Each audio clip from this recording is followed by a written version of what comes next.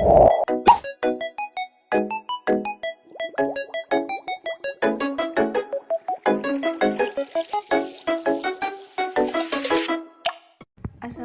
warahmatullahi wabarakatuh. Yang terhormat kepada Bapak Dr.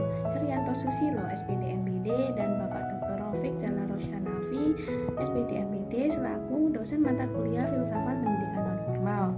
Sebelumnya, perkenalkan, nama saya Amelia VK Emily dengan nomor NIM 24010034012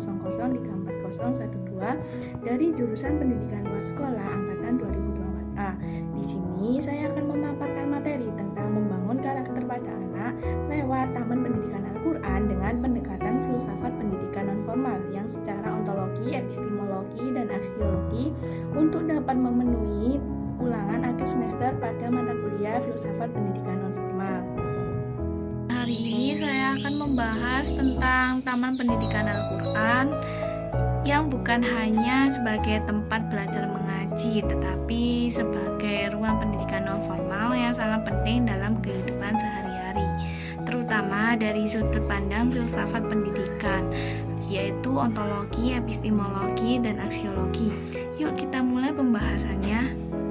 Taman Pendidikan Al-Quran merupakan salah satu bentuk pendidikan nonformal yang sangat akrab dalam kehidupan masyarakat muslim. Biasanya dilaksanakan di masjid, musola, atau rumah warga. TPA ini menjadi tempat anak-anak belajar mengenal Al-Quran, doa-doa harian, serta nilai-nilai dasar dalam kehidupan Islam. Umumnya diikuti oleh anak-anak usia PAUD hingga SMP. Kegiatan TPA ini berlangsung pada sore hari setelah sholat asar. Meskipun terkesan sederhana, TPA ini memegang peran penting dalam membentuk karakter dan akhlak anak sejak dini. Anak tidak hanya diajarkan membaca huruf hijaiyah saja, tetapi juga ditanamkan dengan melalui nilai-nilai seperti sopan santun, rasa tanggung jawab, kejujuran, dan cinta kepada sesama. Namun jika kita melihat lebih dalam, Taman Pendidikan Al-Quran bukan sekedar tempat anak belajar membaca Al-Quran. Dari filsafat pendidikan, kita dapat bisa meninjau TPA dengan melalui 3 pertanyaan besar.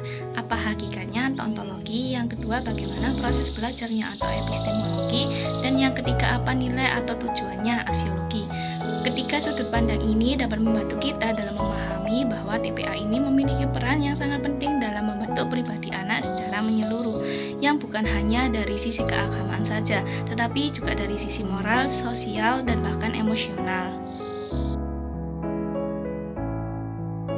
Pertama, mari kita bahas dari sisi ontologinya, yakni pertanyaan tentang hakikat atau apa sebenarnya TPA itu. Kalau kita telah lebih dalam, TPA bukan hanya tempat anak-anak belajar agama, tetapi tempat mereka pertama kali mengenal Tuhan, mengenal Nabi Muhammad, dan mengenal prinsip-prinsip dasar kehidupan seperti jujur, sabar, bertanggung jawab, dan berbuat baik kepada sesama. TPA ini juga menjadi tempat pertama bagi anak untuk memahami makna hidup dalam pandangan Islam. Di sana mereka tidak hanya diajarkan cara membaca huruf Arab, tetapi juga bagaimana cara hidup yang baik, bagaimana bersikap kepada orang tua, guru, dan teman, serta bagaimana bersyukur dan bersabar.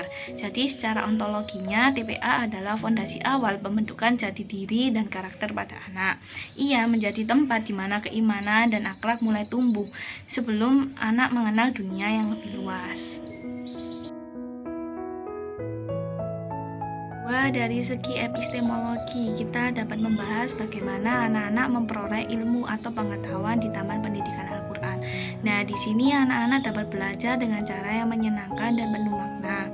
Mereka tidak hanya duduk diam mendengarkan ustadz atau ustazah berceramah, tetapi mereka justru belajar lewat lagu, permainan, cerita, dan praktek langsung. Misalnya, mereka mengenal huruf hijaiyah lewat nyanyian, menghafal doa-doa dengan mengulangnya bersama-sama, serta mendengarkan kisah Nabi untuk belajar akhlak yang baik. Mereka juga langsung mempraktikkan cara wudhu dan sholat, yang bukan hanya dengan mendengarkan penjelasan teorinya saja.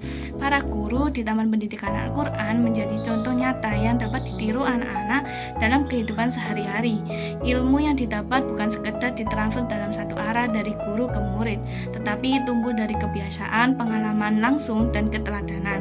Ini dapat sesuai dengan pemikiran tokoh pendidikan seperti John Dewey dan Paulo Freire, yang percaya bahwa anak belajar paling baik dari pengalaman nyata dan dialog yang hidup, bukan dari ceramah dalam satu arah.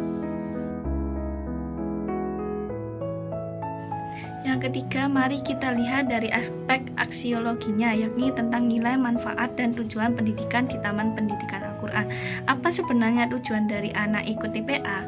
Bukan sekedar agar mereka bisa membaca Al-Quran.